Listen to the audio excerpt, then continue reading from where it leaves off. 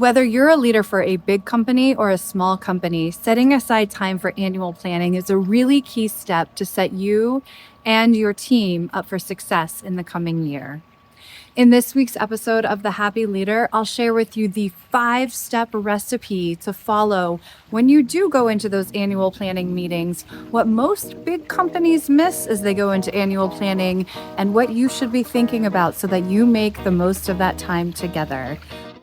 Welcome to The Happy Leader. I'm Amy Sanchez, executive coach to some of the most innovative leaders and teams in Silicon Valley. I'll share stories and tips to help you navigate the most common leadership challenges so you can amplify what matters most: happiness. Welcome back to The Happy Leader, the show where we take an active interest in your leadership success and, of course, happiness. I'm executive coach Amy Sanchez, and today we're going to be diving into one of the most critical yet rarely mastered practices for business success. And this is both for small startup companies as well as Fortune 500 companies. The topic is annual planning.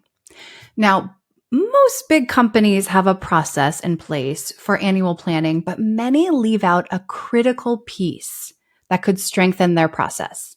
Smaller companies may or may not regularly engage in annual planning.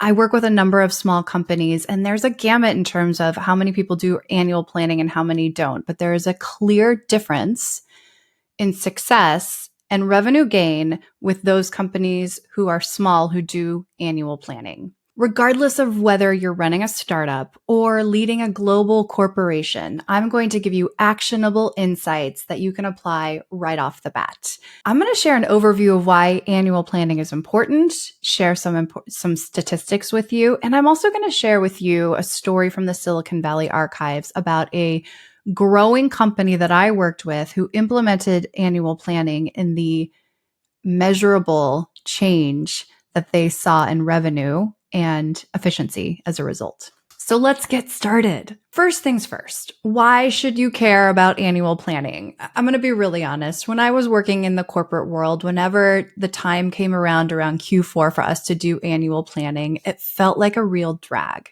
because this was an exercise that we were just trying to add on to all the other work activities that we were still expected to implement because we were still trying to meet the objectives that we had planned for the previous year.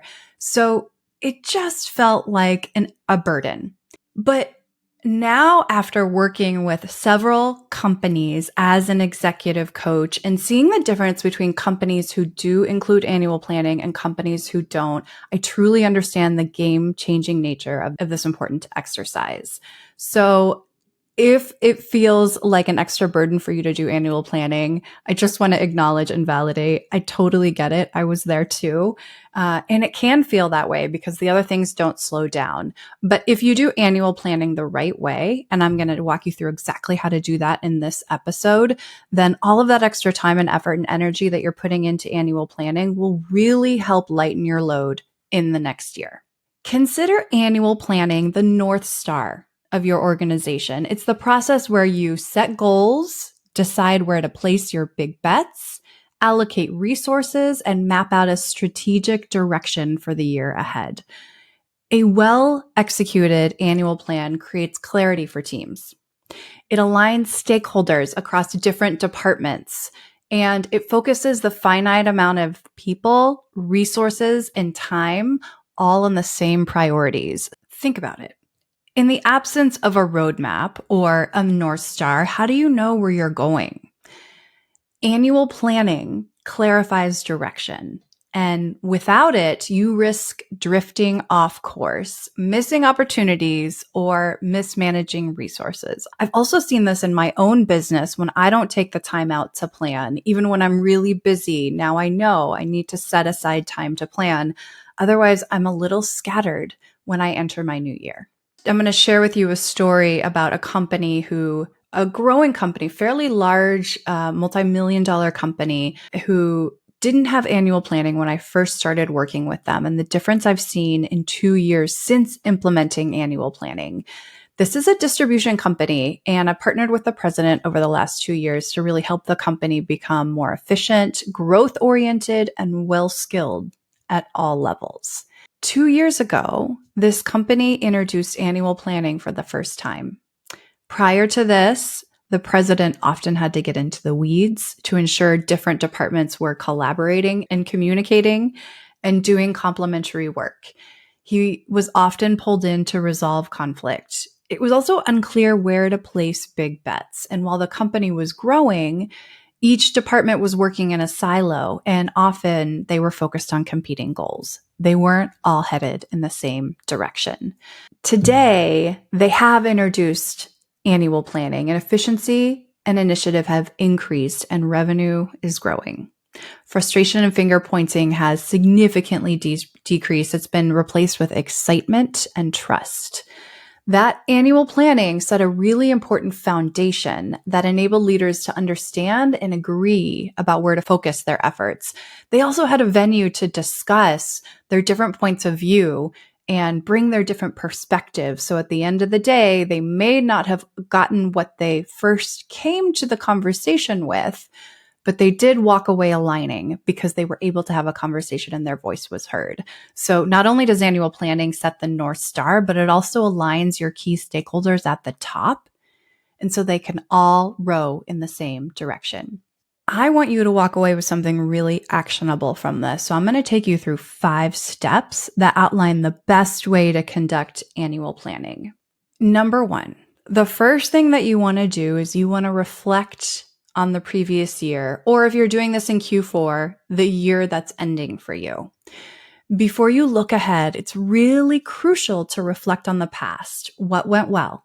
Where did your company fall short? Reviewing past performances with key metrics and KPIs really sets the stage for more informed future decisions. Now, in this conversation, don't just focus on customer-facing activities and how successful those were. Look at internal dynamics also, because those are fueling how well you show up to the external customer, aka how you drive revenue. What's working as it relates to collaboration between departments? What's not working? This is a great time to bring in a framework like Patrick Lencioni's The 5 Dysfunctions of a Team. Focus not just on the what, but also the how. Number 2, set clear, measurable goals. Once you've reviewed the past year, you really want to think about what are the goals that you want to set for the future year to set you up for success based on what you learned about from the last year. These should align with your company's long-term vision, but focus on what can realistically be achieved in 12 months. It's always a best practice to leverage the SMART framework when setting these goals. Now, I know you know this. Hopefully you've heard it before, but SMART stands for specific, measurable, achievable, relevant, and time-bound. For example, instead of saying we want to increase revenue, a SMART goal would be we aim to grow revenue by 10% in the next 12 months by expanding into 2 new markets, and then name what those markets are.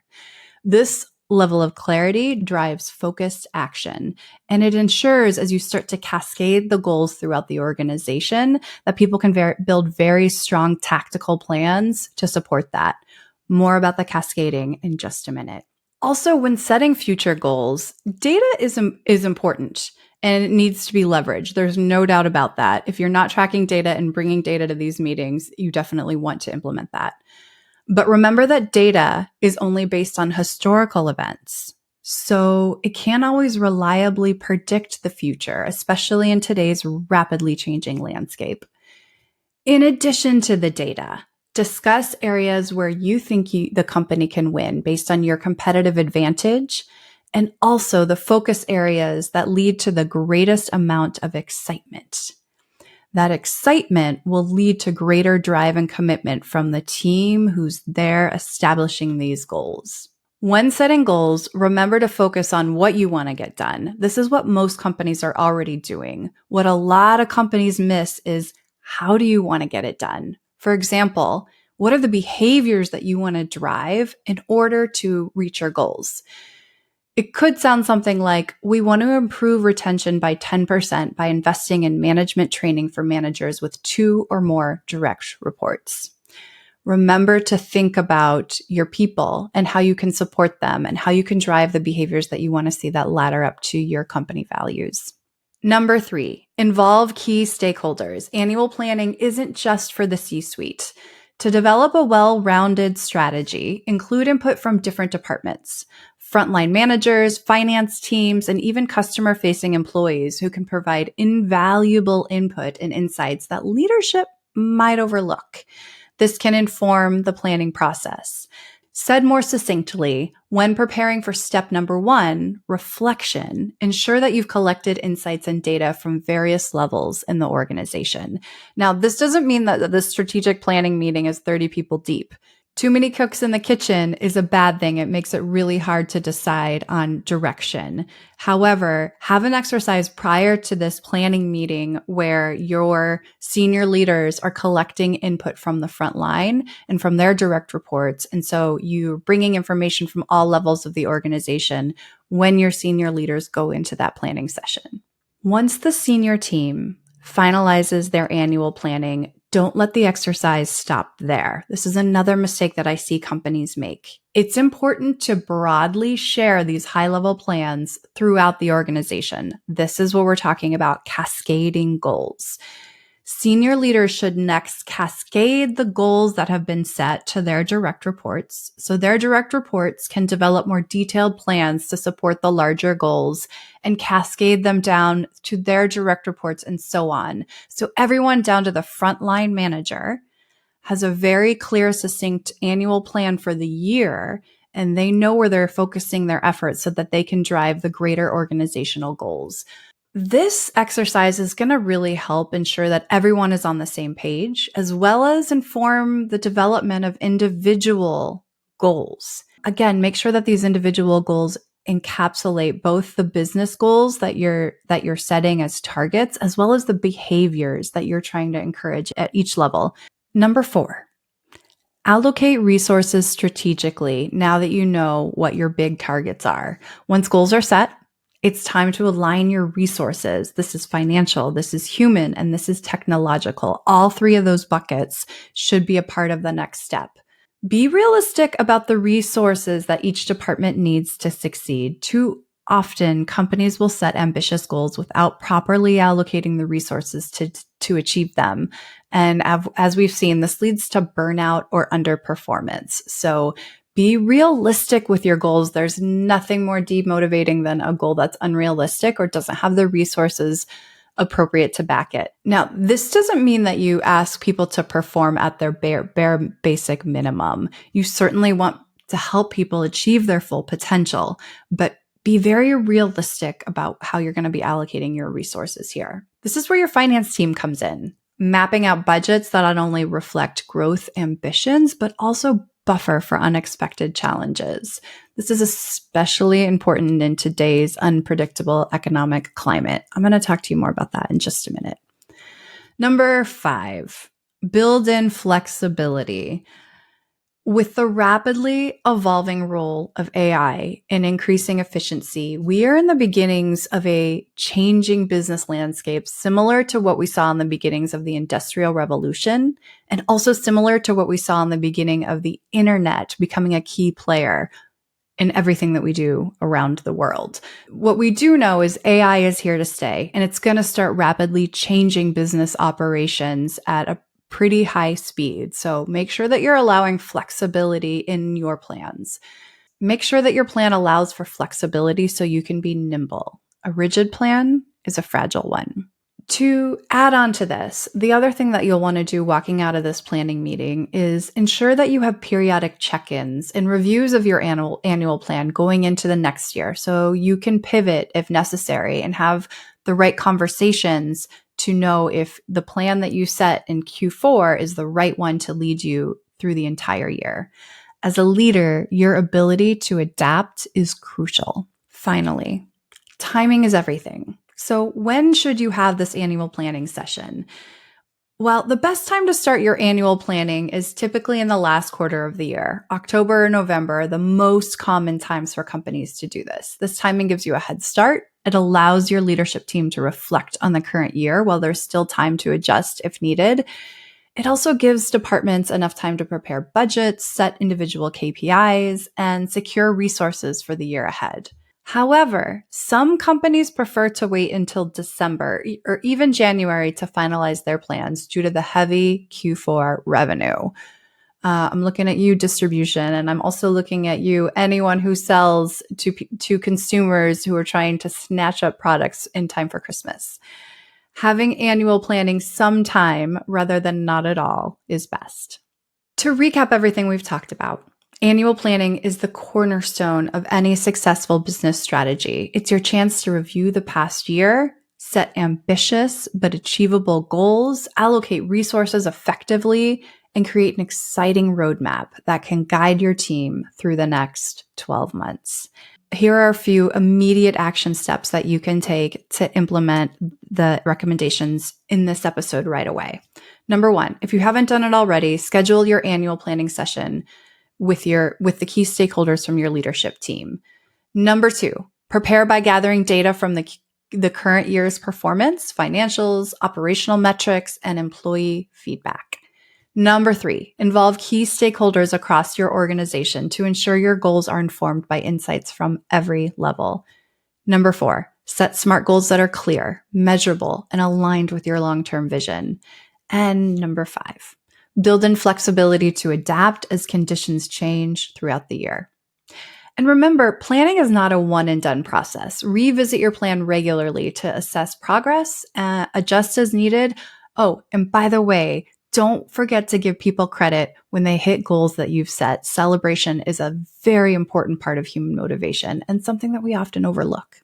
That's your 5-step recipe for success as you embark on annual planning for the next year. If you'd like to bring in a skilled facilitator to help you with this exercise, contact me. If you'd like help with management training or to up-level a skill that you found as a gap in your organization, shoot me an email. amy@swim-against.com. Thanks for listening. And if you liked what you heard, please leave us a review. And don't forget to subscribe so that you can catch future episodes as they come out. Share this with others who you think could benefit from this information. And as always, stay happy out there. Thanks for listening to The Happy Leader. If you would like more information about me, Amy Sanchez, and our executive coaching and team leadership services at Swim Against the Current, visit swim-against.com. And if you liked this podcast, help others who could use the support find it by giving us a rating. Until next time, life is short. Stay happy.